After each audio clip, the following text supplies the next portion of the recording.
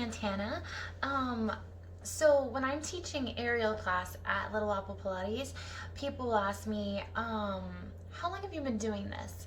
And I think that that's such a trick question because they're saying, if I want to feel beautiful, if I want to be good, how long does it take? Which is such a good compliment. But girl, let me tell you what I've been doing. Kind of explain my story. So, just like many other girls, I thought, oh my gosh, I am not strong enough or good enough to ever be able to do that. But one of my friends went to a class in Kansas City at Valet Thieves of Flight. Rachel is my idol. At the time, she was probably um, 20 years on me, and she was so dreamy. She could talk and she could hold her body and lift her leg, and she can do the most beautiful things, and I just admired her so much, and I thought it was such a beautiful thing. And so I just went to one class just saying, I'm just going to try it, I'm going to check it off my bucket list. And the way she taught me, I saw, okay, it was challenging, but I could actually do some things. And that's when I kind of was baited. I was like, oh my gosh, like if I can do that, what else can I do?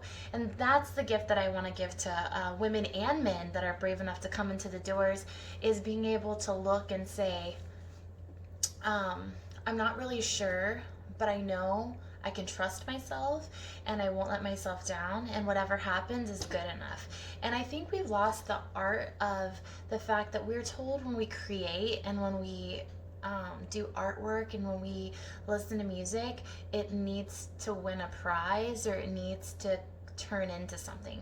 But you can draw a drawing for the sake of just the therapeutic feel good of seeing the color on the paper.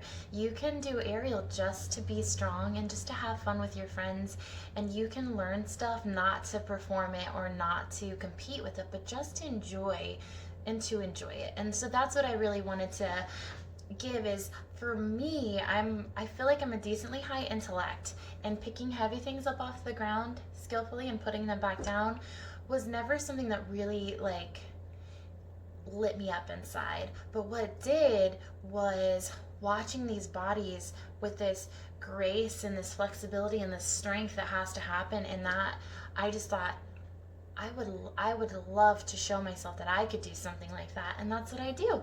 So as far as how long did it take me to get where I am, I don't even really like to tell people, because it's an evolution based on the stress in your life. This is the long game. This isn't a short game. Your health, your body, your flexibility, it is not something that can be achieved in a certain time. It is an investment for an overall happy and fulfilling life. So when people ask me, I say I work very hard. I just work very hard and I'm enjoying my evolution. So that being said, there's just getting started and just loving it, and then sharing your love with other people. And if other people catch that fire, then welcome to the club and enjoy. And if this is not your jam, then that's totally fine, and there's going to be something that lights you up. But overall, I just really appreciate people trying. I got into it because a friend went, and I asked her if I could go. I got my mom and sister to go, and I went, and the teacher was so kind and so inclusive and really talented that it lit a spark in me, and it's just something I never let go.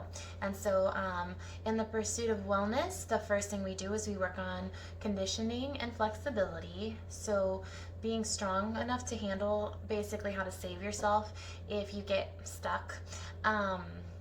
In the air, we do flexibility so that your poses can feel more you, and feel better. And when you're tight, and that's my motivation to not be tight, is because I don't get to make S1 poses if I'm tight. So my motivation is from achievement and not and accomplishments versus weight classification.